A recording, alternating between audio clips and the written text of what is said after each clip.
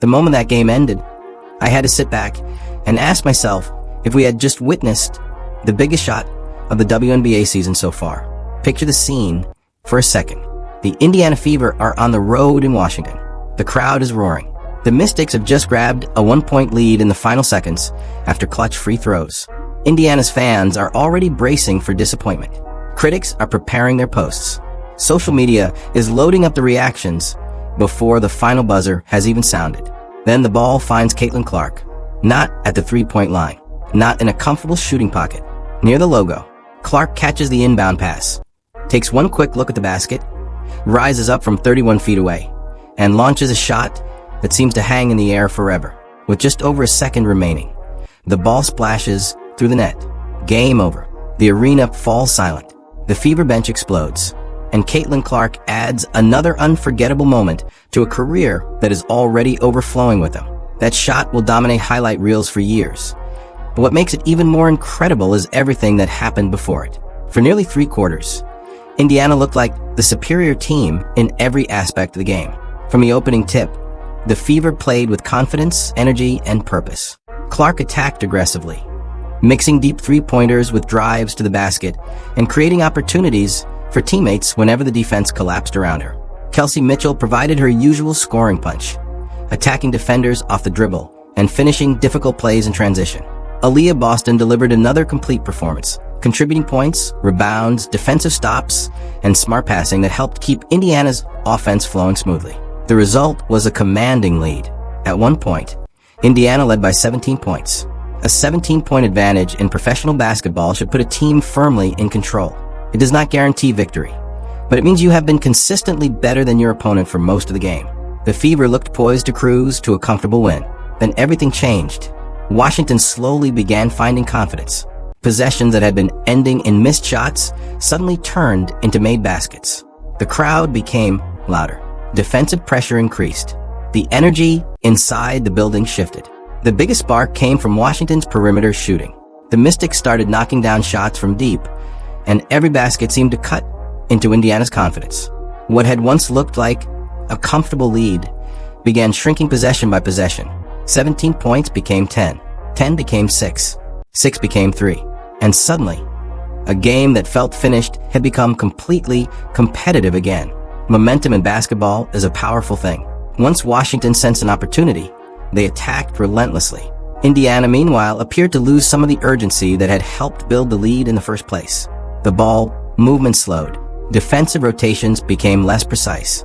Possessions that had produced quality shots earlier in the game started ending with tougher attempts.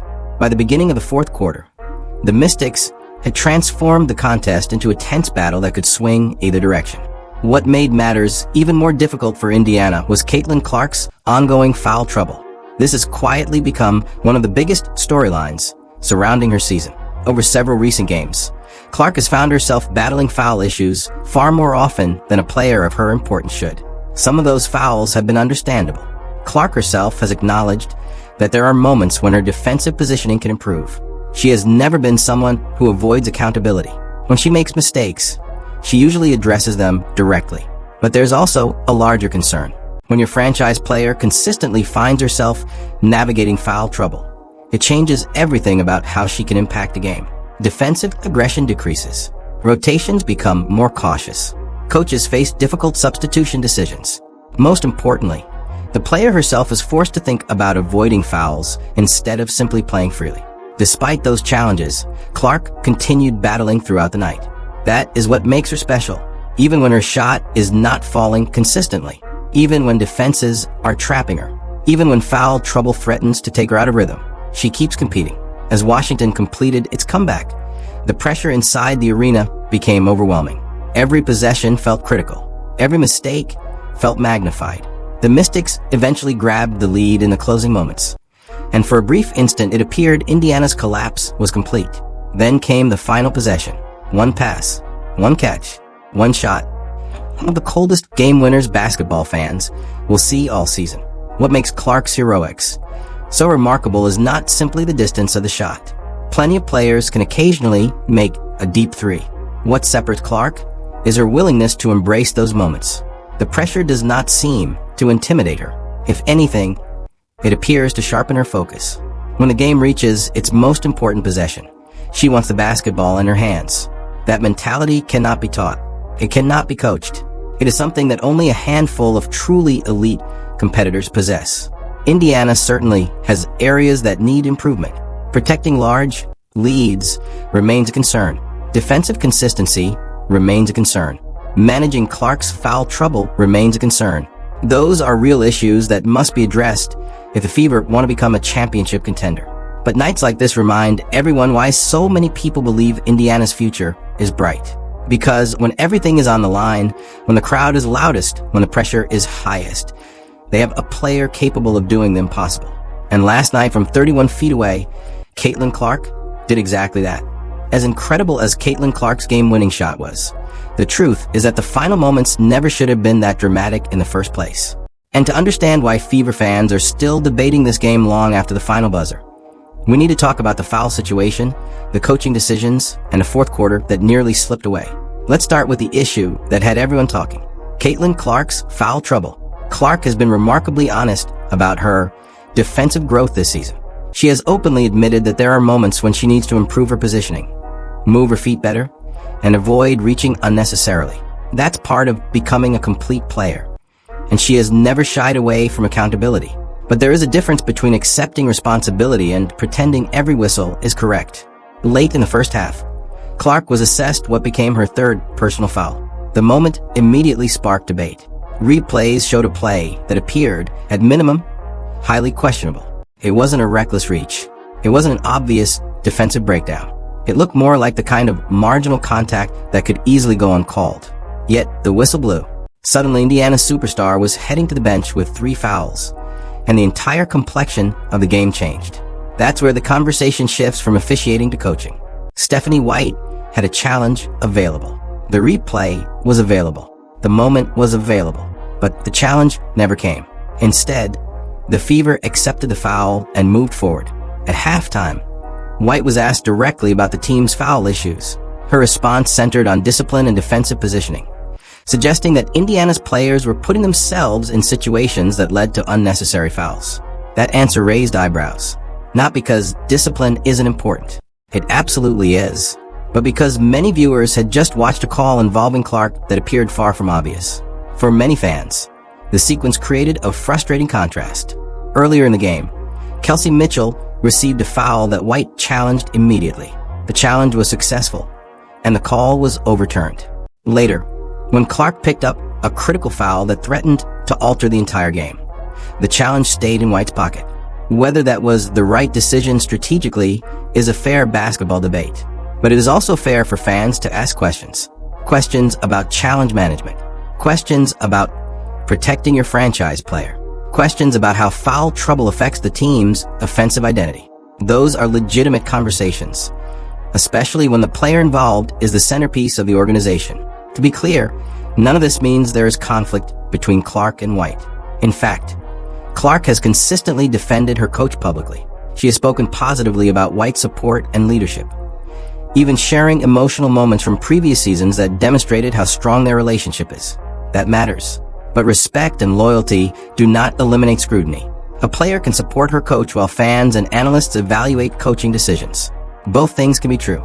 And on this night, those decisions became impossible to ignore as Washington continued climbing back into the game. The Mystics sensed an opportunity. Indiana's lead evaporated. Every possession became more tense. Every mistake became more costly. Then came the final chaotic minutes. Washington grabbed the lead on a late basket from Shakira Austin. Just like that, a game Indiana had controlled for most of the night suddenly belonged to the home team. The crowd erupted. Momentum fully shifted. And standing at the center of it all was Caitlin Clark. Ironically, Clark had already experienced one of the most difficult moments of the game just minutes earlier. She stepped to the free throw line with a chance to help secure the victory and missed both attempts. For most players, that would become the defining moment of the night. Not because Clark is a poor free throw shooter. Far from it. But because basketball can be cruel. The shots that normally feel automatic sometimes become the hardest ones to make. Clark acknowledged that reality after the game. She admitted the pressure. She admitted the nerves. She admitted that her hands felt a little different in the moment. That honesty is one of the reasons fans connect with her so strongly. She doesn't hide from mistakes. She doesn't pretend they never happened. She owns them. And for a brief moment, those missed free throws looked like they might cost Indiana the game. Then Kelsey Mitchell delivered one of the biggest plays nobody will remember. After forcing a critical Washington mistake, Mitchell sprinted into transition. Clark found her at exactly the right moment, and Mitchell finished the play with a clutch layup that pushed Indiana back in front. It was a huge sequence, the kind of winning basketball play that rarely dominates headlines, but often determines outcomes. Mitchell's contribution throughout the game deserved recognition. She attacked relentlessly. She played aggressively despite flirting with foul trouble herself, and she continued competing when the pressure was at its highest. But Washington still wasn't finished. With the clock winding down, Sonia Citron stepped to the free throw line and calmly converted 2 massive shots. Suddenly, the Mystics led 76-75. The arena exploded. Indiana had one final chance, one possession, one timeout, one opportunity to escape with a victory. Stephanie White gathered her team together.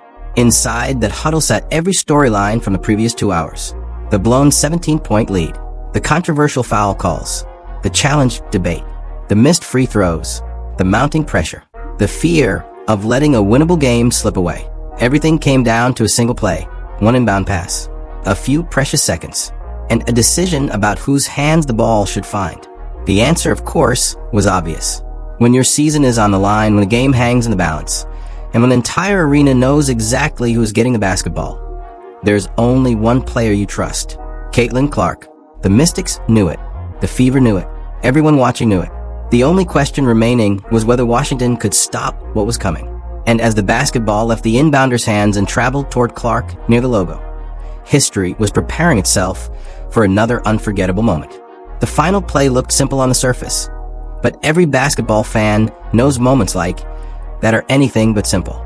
Indiana had one possession left, one chance, one shot. Sophie Cunningham stood ready to inbound the basketball while the entire arena knew exactly who the target would be. Caitlin Clark. Washington knew it. Indiana knew it. The fans knew it. The television audience knew it. The only question was whether the Mystics could prevent the ball from reaching her. Washington defender Kiki Iriafen gambled on the inbound pass. She lunged aggressively toward the passing lane, hoping to tip the ball away and become the hero for her team. She missed, and that miss changed everything. Clark caught the ball near the logo with no defender immediately in front of her. Suddenly, one of the most dangerous shooters in basketball had space, time, and opportunity. Just 1 seconds remained. Indiana trailed by 1. The game hung in the balance. Clark later admitted her hands were a little clammy in the moment. That's understandable. Pressure affects everyone, even superstars. But what separates great players from everyone else is what happens next. Clark rose up from 31 feet away. The shot left her fingertips, and from the moment it was released, it felt inevitable. Nothing but net. The arena went silent. The Fever bench exploded. Indiana 78, Washington 76. Game over. Moments like that are why people watch sports. Moments like that are why stars become legends. But while Clark deserves every headline for the game winner, this victory was not hers alone. One of the biggest reasons Indiana escaped with a win was Aaliyah Boston. While Clark delivered the signature moment, Boston delivered one of the most complete performances of the entire game. Her stat line was outstanding. 14 points, 10 rebounds, 3 assists, 2 steals, 2 blocks, a double-double packed with impact on both ends of the floor. What makes Boston so valuable is that she affects winning even when she isn't scoring. She protects the rim. She controls the glass. She creates extra possessions. She makes smart passes that keep the offense moving. She is the stabilizing force in the middle of everything Indiana does. Without her consistency, this team looks completely different. Then there was Kelsey Mitchell. If there's a player on this roster who deserves more national recognition, it might be Mitchell. She finished with 15 points and played with relentless aggression despite constantly battling foul trouble. Most importantly, she delivered the biggest non-Clark basket of the night. When Washington appeared to have seized control, Mitchell converted a critical transition layup following a turnover to briefly restore Indiana's lead. It was a type of play that rarely dominates highlight packages but often decides games. Winning basketball isn't always glamorous. Sometimes it's simply making the right play at the right time. Mitchell did exactly that. Sophie Cunningham also deserves enormous credit. By the time the final buzzer sounded, most conversations centered on Clark's shot. Understandably so, but none of it happens without Cunningham. Her inbound pass was perfect, under maximum pressure. With the game hanging in the balance, she delivered the basketball exactly where it needed to be. One mistake there, and the opportunity never materializes. Cunningham had an uneven game overall, but when the defining moment arrived, she executed flawlessly. That matters. Now let's talk about one of the more puzzling situations on Indiana's roster. Monique Billings. A few games ago, Billings looked like she was turning a corner. Her energy jumped off the screen. The rebounding was there. The scoring was there. It felt like she was establishing a meaningful role within the rotation.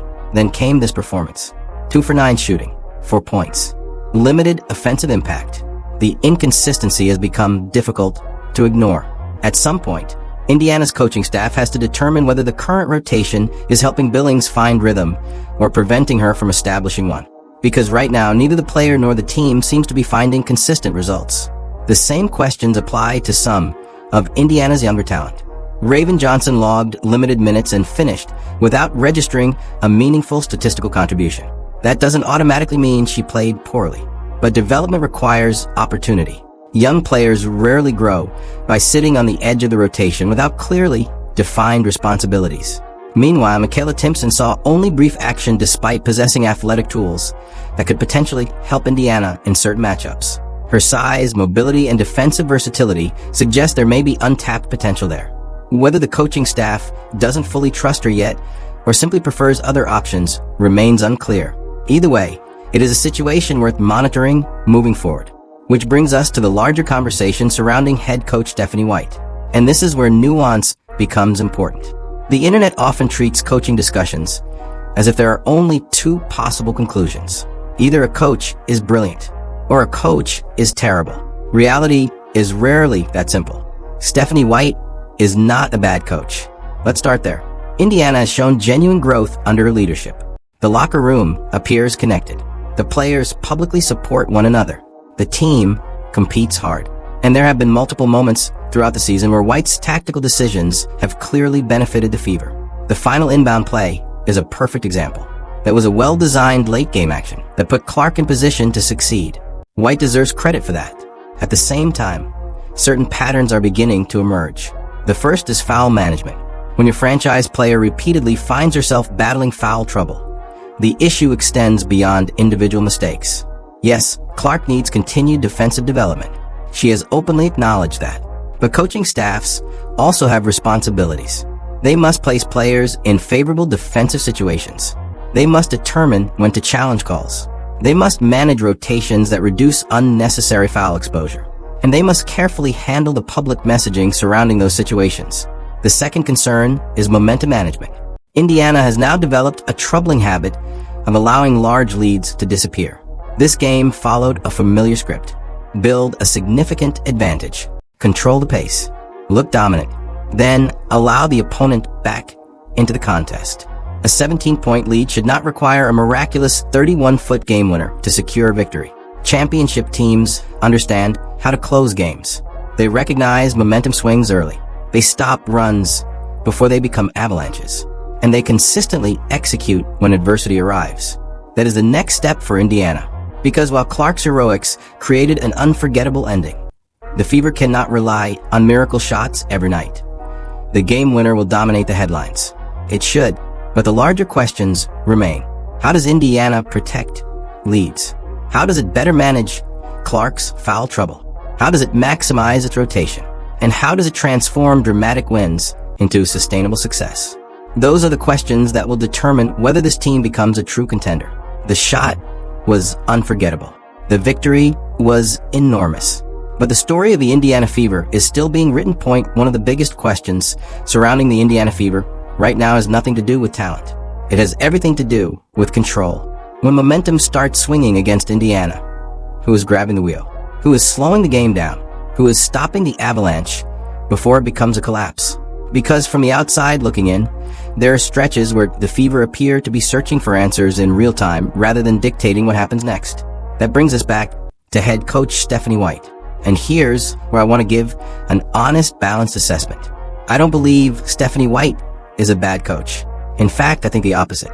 I believe she's a capable coach who is still trying to fully understand the version of the team currently in front of her. This roster has changed. The expectations have changed. The spotlight has changed. And most importantly, the responsibility of building around Caitlin Clark has changed everything. The challenge is that some of the rotation decisions continue to raise legitimate questions. Why is one of the roster's most athletic bigs seeing only a couple of minutes? Why are young players receiving limited opportunities without meaningful chances to establish rhythm? Why do some lineup combinations appear to disappear before they have enough time to develop chemistry? These aren't attacks. They're basketball questions. And basketball questions deserve basketball answers. That's why the foul situation involving Clark continues to attract attention. When your franchise player picks up a questionable foul, when a challenge is available, and when the coaching staff decides not to use it, fans are naturally going to notice. Then when the post-game or halftime messaging focuses on discipline and positioning, people begin connecting dots. Maybe those dots aren't connected. Maybe there is a perfectly reasonable explanation. But patterns matter. And right now, many Fever fans believe they're seeing a pattern. Whether that's fair or unfair, it's part of the conversation surrounding this team. Now, let's zoom out and talk about Indiana's season as a whole. Because the Fever sit at 6-5, and that record is strangely deceptive. You can look at 6-5 and see a team that's doing reasonably well despite injuries, foul trouble, roster adjustments, and enormous expectations. That's the optimistic interpretation. But you can also look at 6-5 and see a team with one of the most dynamic offensive players in basketball struggling to consistently impose its will. That's the more concerning interpretation. The truth probably lives somewhere in the middle. Indiana has shown flashes of brilliance. There are possessions where the ball movement is beautiful. There are stretches where Clark and Aaliyah Boston look completely unstoppable in the pick and roll. There are moments when Kelsey Mitchell catches fire and the entire offense begins flowing naturally. Then there are other moments when everything feels far more difficult than it should. This game against Washington is a perfect example. The Fever scored 78 points against a defense that entered the night near the bottom tier of the league. 78 points is enough to win some games, but it's not the kind of offensive output that inspires confidence against elite opponents. Clark finished with 19 points, knocked down 4 3-pointers, and added 5 assists. On paper, that's a productive night. Yet there were still 5 turnovers. There were stretches where the offense stalled. There were long periods where Indiana struggled to generate clean looks. And those issues become magnified when facing top-tier competition. The New York Liberty won't forgive offensive droughts. The Las Vegas Aces won't forgive careless possessions. The league's elite teams punish mistakes. That's why the Fever must continue evolving. Because while Clark can absolutely rescue games with miraculous shots, that cannot become the primary offensive strategy.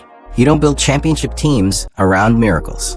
You build them around consistency. The offense needs more rhythm, more structure, more efficiency, and fewer situations where Clark is forced to save the day from 30 feet away. Now let's talk briefly about the Washington Mystics.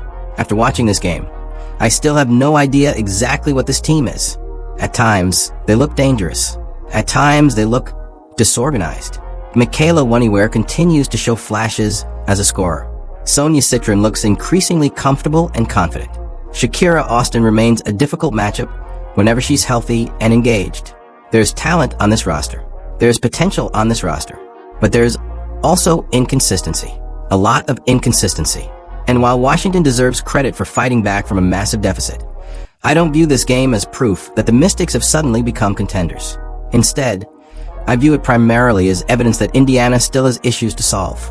Because the story of this game isn't that Washington nearly stole a victory. The story is that Indiana nearly gave one away. But let's return to the moment everyone will remember. The shot. Strip away every storyline. Forget the coaching debates. Forget the foul trouble. Forget the blown lead. Forget the missed free throws. Forget all of it. What remains is a player standing near the logo with 1 second left and the game on the line. And she delivered. Afterward, Clark explained that Washington's defender gambled on the inbound pass. She saw the opening. She recognized the opportunity. And despite admitting that her hands felt a little clammy, she trusted herself. That's what separates elite competitors. Not confidence when everything is going well.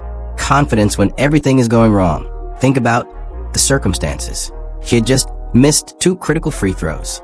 Her team had squandered a 17-point lead. She had battled foul trouble throughout much of the game.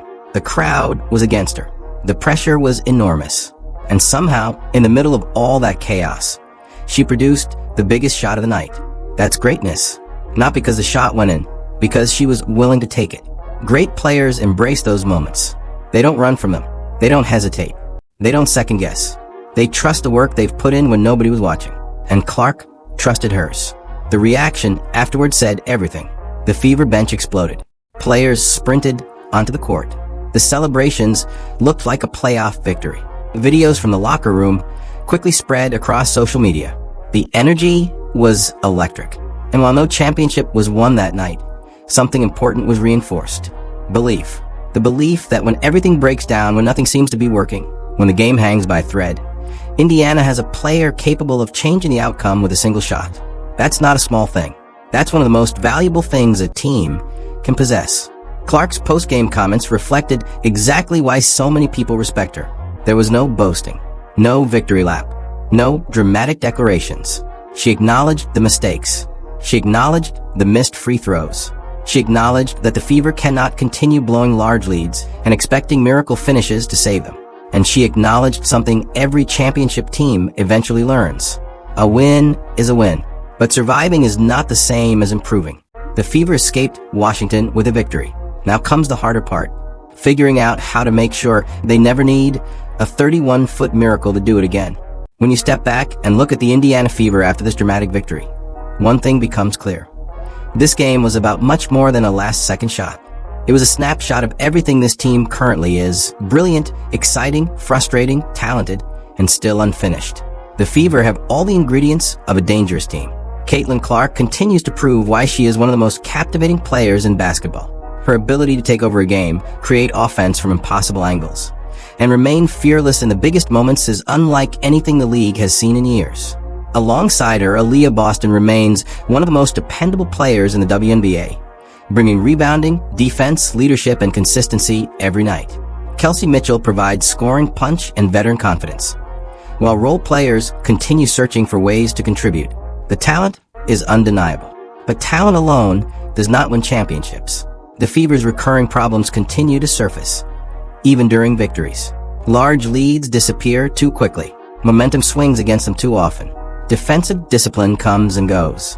Rotations remain a topic of debate. And perhaps most importantly, too many games are ending with Clark being forced to rescue the team in dramatic fashion. That may sound exciting, and it certainly creates unforgettable highlights, but it is not a sustainable formula for success. The truth is simple. Teams that hope to compete for championships cannot rely on miracles. A 17-point lead should never require a 31-foot game-winning three-pointer to secure victory. Elite teams finish games before those moments become necessary. They execute possessions, control tempo, make defensive adjustments, and maintain composure when opponents make a run. Indiana has not consistently shown that ability yet. That does not mean the future is bleak. In fact, it is the opposite. The reason fans remain optimistic is because the ceiling is still incredibly high. The Fever are winning games while still leaving plenty of room for improvement. They are discovering what works and what is not. They are learning how to play together under pressure. And most importantly, they have a superstar capable of changing the outcome of any game at any moment. Still, the questions surrounding the coaching staff are not going away. Fans want to understand the foul management decisions. They want clarity on player rotations. They want to know why certain young players struggle to earn minutes, while others remain in difficult situations. They want to see stronger adjustments when opposing teams begin gaining momentum. These are fair questions. Good teams ask difficult questions because they want better results. The Fever now face a critical stretch of the season.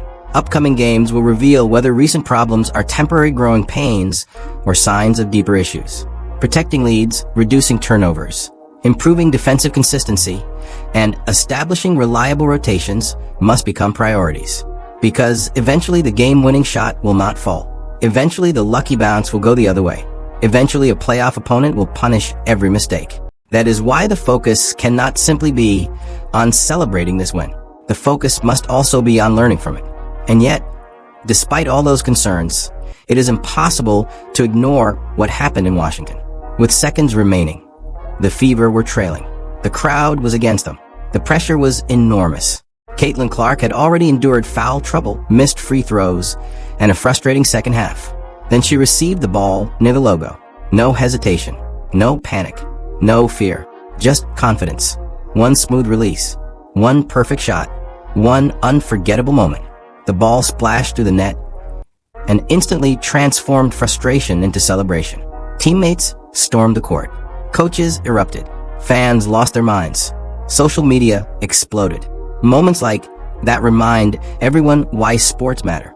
They remind us why players like Caitlin Clark capture attention far beyond their own fan bases. Great players do not simply produce statistics. They create memories. Clark created another one. Now the challenge becomes turning those moments into something bigger. Can the Fever become a team that dominates for 4 quarters instead of surviving with heroics? Can they transform potential into consistency? Can they become contenders rather than simply a team capable of producing highlights? Those answers will come over the next several months. For now, Indiana walks away with a victory. The Fever escaped Washington with a win. Caitlin Clark delivered another signature moment. And basketball fans everywhere were reminded that when the game is on the line, there may be nobody more dangerous with the ball in her hands. The Fever still have work to do. A lot of work. But if they can solve their weaknesses while continuing to build around the remarkable talent already on the roster, the rest of the WNBA will have a serious problem on its hands. Because championship teams are built over time. Superstars are not. And Caitlin Clark continues to prove she already belongs in that category.